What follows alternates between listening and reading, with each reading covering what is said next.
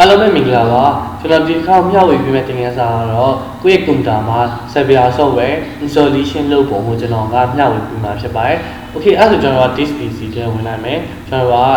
Zapya software ကိုဖွင့်လိုက်မှာပေါ့နော်။ Okay software install လုပ်မယ့် file လေးကိုကျွန်တော်ဖွင့်မယ် Okay ဒီ file လေးပေါ့နော်ဒီ file ကကျွန်တော် raw file လို့ခေါ်တယ်ဒီ file ကိုကျွန်တော် right click open နဲ့ကျွန်တော်ဖွင့်လိုက်မယ် Okay ဒီမှာsoftware install လုပ်မယ်ဆိုရင်ကျွန်တော်ကဒီကောင် .exe ဆိုတဲ့ file ကိုကျွန်တော်နှိပ်လိုက်ပါပေါ့နော်ဒီကောင်လေးနှိပ်လိုက်မယ်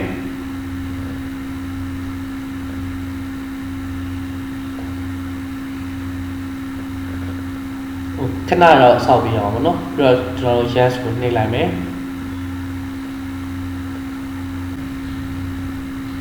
Okay အဲ့ဆိုဒီလိုပုံစံပေါ်လာပြီဆိုကျွန်တော် next ကိုနှိပ်လိုက်မယ်ပြီးတော့ကျွန်တော် I access ပေါ့နော်ပြီးတော့ next ကိုနှိပ်လိုက်မယ်ပြီးတော့ next ကိုနှိပ်လိုက်မယ် next ဒီနေရာမှာကျွန်တော်ဒီနေရာအမှန်ချစ်ထားမှုပဲပေါ့နော်။ဘာကြောင့်လဲဆိုတော့ create a desktop shortcut desktop ပေါ်မှာပေါ်ဖို့အတွက်တော့ဒီ mouse ကိုအမှန်ချစ်ထားဖို့ပဲပြီးတော့ next ပြီးတော့ install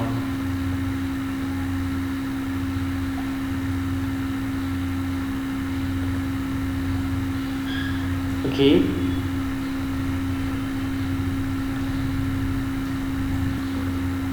Okay အဲ့ဆိုကျွန်တော်ပြည့်သွားပြီဆိုရင်ကျွန်တော်ဘာပေါ်လဲဆိုတော့ finish ဆိုတဲ့ခေါင်းလေးပေါ်ပါဘောနော်အဲ့ဆိုကျွန်တော်က finish ဆိုတဲ့ခေါင်းလေးနှိပ်လိုက်မယ် Okay အဲ့ဆိုကျွန်တော် software က installation လုပ်သွားပြီဘောနော်ဒီမှာကျွန်တော်လာပေါ်ရဲ့ဒီခေါင်းလေး